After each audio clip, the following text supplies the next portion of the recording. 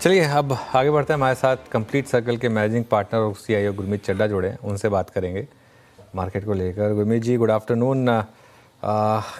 क्या किस तरीके से देखें इस मार्केट को इस समय? एक मार्केट आपको एक वार्निंग दे रहा है या ये एक अपॉर्चुनिटी है? किस तरीके से 24,500 पर आपका अप्रोच रहेगा मार्केट को लेकर? Anuj, I think worst case scenario हमारे सामने अब प्ले आउट हो रहा है। जो एक मार्केट का जो वर्स्ट केस था कि 50% टैरिफ लग जाएगा, वो आई थिंक प्ले आउट हो रहा है। एफआईएस की बिकवाली बनी हुई है और ये कुछ मतलब बिकवाली हर महीने ही है। जुलाई में भी हमने देखा 40-50 हज़ार करोड़ की सेलिंग थी। मुझे लगता है अगस्त में भी लगभग उतना ही रहेगी। और तेज हुई है थोड़ी सी जब से ये टैरिफ इन इफेक्ट आए। तो अनुज, मुझे लगता है कि देखिए, शॉर्ट टर्म में हमें हमेशा लगा है पिछले हर करेक्शन में कि सब कुछ जो है नेगेटिव लग रहा है और थोड़ा करेज लगता है इस टाइम पे इन्वेस्ट करने का। पर जो इन्वेस्ट करता है उस टाइम पे थोड़ा रिवॉर्डिंग होता है। आई थिंक 3-4 चीजें ट्रैक करनी चाहिए। एक जो एससीओ समिट है, जहाँ पे चाइना के साथ, वहाँ पे क्या डेवलपमेंट होता है, बायलैटरल मीटिंग है। जीएसटी कट्स 3-4 तारीख के आसपास आएंगे। क्या स्लैब बनेंगे, थोड़ी क्लैरिटी आएगी। और थोड़ा सा मुझे ऐसा लगता है, मैं मेरी जियोपॉलिटिकल समझ इतनी नहीं है, शायद एक्सपर्ट्स बेटर बता पाएंगे, मुझे लगता है थोड़ा सा टोन जरूर सॉफ्टन हुआ है पिछले कुछ समय में। और धीरे धीरे मुझे लगता है वापस जब एंगेजमेंट होगा, ये लंबे समय तक 50% टैरिफ नहीं रहेगा। कितना अवधि तक रहेगा वो देखने वाली बात है। और बाजार को अनसर्टेनिटी पसंद नहीं है, इसलिए शायद हमें ये रिएक्शन देखने को मिल रही है। ओके, गुरमीत जी, गुड आफ्टरनून। वैसे मार्केट का मूड मॉल तो काफ़ी ख़राब है और आपने बता भी दिए कि कौन कौन से इवेंट्स पे नजर रहेंगे, लेकिन थोड़ी बहुत हिम्मत बढ़ाने वाली बात अगर आप कह दें, क्योंकि जो अभी थोड़ी देर में शो भी करूँगी पंचनामा, मैक्सिमम आप देखें इन्वेस्टर्स और रिटेलर्स अब यही कहेंगे कि पोर्टफोलियो तो काफ़ी पेन में है। कैसे करें फिर? तो मुझे लगता है कि जहां अर्निंग ग्रोथ अच्छा है, जैसे फॉर एग्जांपल कुछ स्टॉक्स जो कोलैटरल डैमेज होता है, मार्केट जब गिरता है, जैसे बैंक्स हैं, अभी एचडीएफसी बैंक और आईसीआईसीआई बैंक भी गिर रहा है, तो उसका टैरिफ पे इम्पैक्ट काफी कम है। एक्सपोजर वाइज मिनिमल है। तो और हमें इंटरेस्ट रेट्स आगे और कम होंगे। फेड ने भी इंडिकेट किया है, गवर्नमेंट कंजम्पशन पुश कर रहा है, फेस्टिव सीजन है तो क्रेडिट ग्रोथ बेटर आएगी। तो मुझे लगता है बैंक्स एक एक सेफ जगह है जहां पे आप इंक्रीमेंटल कैश डिप्लॉय कर सकते हैं। कंजम्पशन, रूरल कंजम्पशन में हमने देखा है कि मॉनसून अच्छा रहा है, चाहे वो फार्म इक्विपमेंट हो, जैसे एमएनएम है, नंबर 2 प्लेयर हो गया है Hyundai के बाद। अब ट्रैक्टर सेल्स भी अच्छी है, फोर व्हीलर सेल्स में भी अच्छा कर रहा है, फार्म इक्विपमेंट भी अच्छा है। वहां पे थोड़ा अगर वीकनेस है तो देखा जा सकता है। और जो ब्रॉडर कंजम्पशन प्ले है, जैसे सीमेंट है, वहां पे हमें काफी हाई प्रोबेबिलिटी है 28 से 18% होने की। टू व्हीलर स्पेस में हमने देखा कि वैल्यूएशन कंफर्ट भी है, और मॉनसून और एग्रीकल्चर का भी बेनिफिट मिलेगा और जीएसटी का भी बेनिफिट मिलेगा। तो जहां पे आपको अर्निंग विजिबिलिटी दिख रही है और लग रहा है कि ये कोलैटरल डैमेज में गिर रहा है, आई थिंक वहां पे अभी कर सकते हैं। और जब थोड़ी क्लैरिटी आती है तब आप ब्रॉडर मार्केट्स में निवेश कर सकते हैं। ओके, इस बीच गुरमीत जी से बात करते करते निफ्टी ने वो लेवल थोड़ा ना हो, लेकिन 53,800 यानी मोर और लेस जो है निफ्टी बैंक ट्रेजेक्ट्री में आ चुका है 200 डे की। आई मीन हार्डली 180 पॉइंट का डिफरेंस रह गया था इस बातचीत इस गुफ्तगू के दौरान। गुरमीत जी, ये बैंकों को टारगेट तो वाकई कर रहे हैं FIIs. I mean the way HDFC bank is collapsing, definitely अगर आप देखें वो सेलिंग टारगेट कर रही है, बट यहाँ बाइंग सपोर्ट कोई नहीं है, मतलब कोई स्टेबिलिटी नहीं है। बैंकों पे आपका टेक क्या है इस वक्त? तो वीरू, मुझे लगता है कि क्योंकि बैंक्स हाई बीटा सेक्टर होता है, तो बाजार जब गिरता है तो रिएक्शन देखने को मिलता है। हमने पीछे भी देखा था जब एफआईआईज की बिकवाली हुई थी, जब जनवरी फरवरी में जब बाजार ने लो लगाया था 22,000 के नीचे, बैंक निफ्टी मेरे ख्याल 46-47 हजार आ गए। फिर आरबीआई ने स्टांस चेंज किया, रेट कट शुरू हुए, सीआरआर कट हुआ, लिक्विडिटी इन्फ्यूजन हुआ, तो हमने देखा काफी शार्प रिकवरी आई। तो जब भी मार्केट में रिबाउंड आएगा तो आई थिंक, क्योंकि बैंक हाई बीटा है, इकोनॉमी फेसिंग है, कंजम्पशन का इम्पैक्ट देखने को मिलेगा। मुझे लगता है अच्छा करेंगे। थोड़ा सा मुझे लगता है डोमेस्टिक सप्लाई भी एक थोड़ा इशू रहा है। प्रमोटर का स्टेक सेल रहा हो, क्यूआईपीज रहे हो, और ऑल्टरनेट सोर्सेज ऑफ फंडिंग जब बढ़ता है तो कहीं ना कहीं क्रेडिट पे भी थोड़ा सा फर्क पड़ता है। बट मैं काफी कंस्ट्रक्टिव और अब कल आरबीएल बैंक का बोर्ड मीटिंग है, वो क्यूआईपी की बात कर रहे हैं, फंड रेज की बात कर रहे हैं। पीछे बैंक्स ने फंड रेज किया है, एसबीआई ने डेट का बॉन्ड इश्यूज किया है। तो मुझे लगता है कि ये स्ट्रेंथ है पॉकेट, और यहाँ पे अर्निंग विजिबिलिटी अच्छी लगती है। मुझे लगता है कई सारे बैंक हैं तो 1.5-2% आरओए के साथ 15-20% अर्निंग ग्रोथ दे सकते हैं। तो वहां पे आपने उसके कुछ अच्छी एनबीएफसीज में भी अब सबका रेटिंग अपग्रेड हुआ है। रेटिंग अपग्रेड को हम भूल ही गए हैं, क्योंकि ये टैरिफ को लेकर इतना नेगेटिव न्यूज है।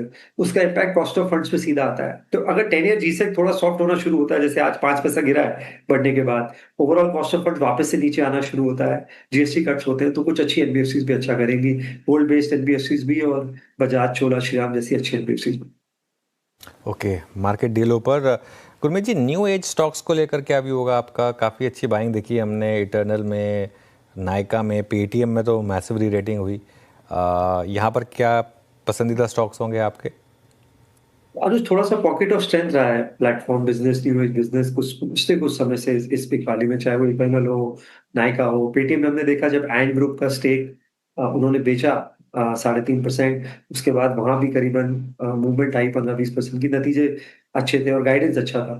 तो हमें हमें पसंद है अनुज, इटर्नल है हमारे पोर्टफोलियो में, पॉलिसी बाजार है, पेटीएम है, नायका हम इवैल्यूएट कर रहे हैं। अगर जीएसटी कट्स आते हैं और जो बीपीसी और फैशन सेगमेंट है वो कैसे ग्रो कर रहा है, उन्होंने हाइब्रिड मॉडल पे फोकस किया है, तो उस पे निगाह रहेगी। मैं जियो फाइनेंस को भी मैं न्यू एज मानता हूँ। बहुत सारे बिजनेस इंक्यूबेट हुए हैं और कॉस्ट ऑफ फंड्स काफी कम है, और जियो फाइनेंस में बहुत एग्रेसिव है। कुछ कुछ पार्ट ऑफ जैसे लैस में, लोन अगेंस्ट प्रॉपर्टी में काफी एग्रेसिव है, जो कि सिक्योर्ड पोर्टफोलियोज हैं जहाँ पे क्रेडिट कॉस्ट का बढ़ने का खतरा कम होता है। तो यहाँ पे भी हमारी निगाह रहेगी। ये है हमारे हमारे न्यू एज पोर्टफोलियोज। ओके, क्योंकि जियो फाइनेंशियल का जिक्र हुआ है तो एक स्टैंडर्ड डिस्क्लेमर हमारी तरफ से, जियो फाइनेंशियल हमारी पेरेंट कंपनी से एसोसिएटेड है, तो कोई भी खरीद फरोख्त करनी हो आपको तो अपने पर्सनल एडवाइजर की सलाह के साथ ही करें। गुरमीत जी, 2 थीम्स काफ़ी चले मार्केट में पिछले कुछ महीने में, that is capital market stocks, इसके अलावा आप देखें डिफेंस स्पेस। अब इन दोनों स्पेसिस में भयंकर बिकवाली हमें देखने को मिल रही है। यहाँ पे कैसे अप्रोच की जाए, थोड़ा दूरी बना लिया जाए, या फिर अभी भी आप देख रहे हैं कि स्टीम बाकी है यहाँ पर? ये 100% बहुत स्ट्रक्चरल स्टोरी है, और हर डे पे एक अपॉर्चुनिटी है। वैल्यूएशन जरूर थोड़े स्ट्रेच हो गए थे। सारे कैपिटल मार्केट प्ले आपको 80-90-100 के पी पे थे, चाहे वो बीएससी हो, सीडीएसएल हो। तो हमें एएमसीज अच्छा लग रही है, वेल्थ मैनेजमेंट स्पेस अच्छा लग रहा है। एचडीएफसी और निपॉन हमारे यूनिवर्स में है। वेल्थ मैनेजमेंट में हम कुछ कंपनीज इवैल्यूएट कर रहे हैं। सीडीएसएल हम, मुझे लगता है अच्छे लेवल्स पे है यहाँ से। तो ओवरऑल आप देखिए अभी 11 करोड़ यूनिक इन्वेस्टर्स हैं, ये बढ़ने वाले हैं। थोड़ा स्टॉक मार्केट सेंटिमेंट खराब होता है तो कैपिटल मार्केट प्ले गिरता भी है, और जब इंप्रूव होगा सेंटिमेंट तो ऑब्वियसली आपको शार्प बाउंस भी देगा। तो मुझे लगता है कि अच्छा मौका है यहाँ पे इनमें इनमें ऐड करने का। हमने सीडीएसएल में भी थोड़ा और वेटेज इस गिरावट में पोर्टफोलियो में बढ़ाया। अच्छा गुरमीत जी, एक दो स्टॉक्स जो वाइट गुड सेगमेंट पे थे, उन्होंने अच्छी लीडरशिप ली पिछले, अगर आप 3 महीने को देखें, फॉर इंस्टेंस आप ब्लू स्टार को देखिए।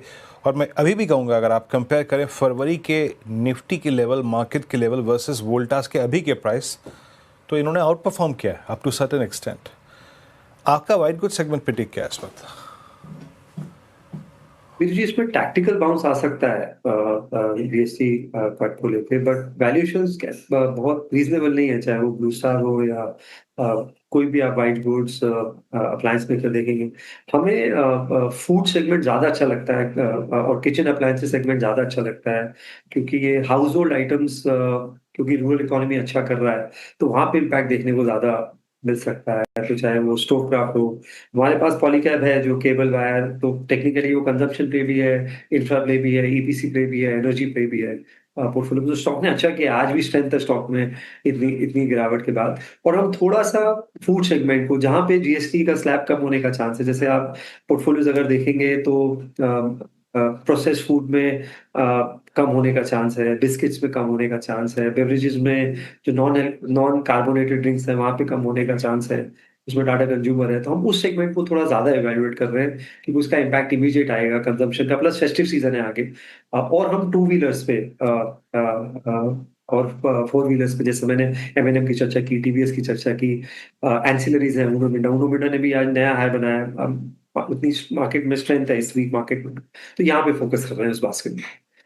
ओके, अब गुरमीत जी, ज्वेलरी स्पेसेस में भी आज थोड़ी बहुत स्ट्रेंथ है। आप देखिए कल्याण ज्वेलर्स या टाइटन, ब्लू स्टोन हालांकि अभी न्यूली लिस्टेड है, वो थोड़ा वीक है, लेकिन ज्वेलरी स्पेस को कैसे देख रहे हैं आप? और जिस तरीके से ट्रेंड थोड़ा बदल रहा है, ट्रेडिशनल ज्वेलरी से उठकर अब ग्राहक थोड़े कंटेम्प्रेरी मॉडर्न ज्वेलरीज की तरफ जा रहे हैं, तो यहाँ पर क्या अप्रोच रहेगी?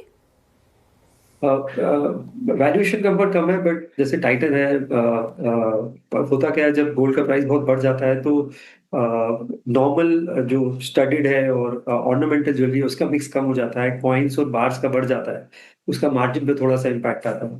तो हम गोल्ड बेस्ड एनबीएफसीज को लेके ज्यादा कंस्ट्रक्टिव है, क्योंकि वो कौसाई प्ले है कंजम्पशन पे भी, और क्योंकि गोल्ड बेस्ड लेंडिंग है तो जैसे मैंने बोला क्रेडिट कॉस्ट बढ़ने के, एलिवेशन होने के चांसेस कम होते हैं, तो हम वहां पे ज्यादा कंस्ट्रक्टिव है ज्वेलरी मेकर्स के जगह। गुरमीत जी बहुत बहुत शुक्रिया आप इस कार्यक्रम में शामिल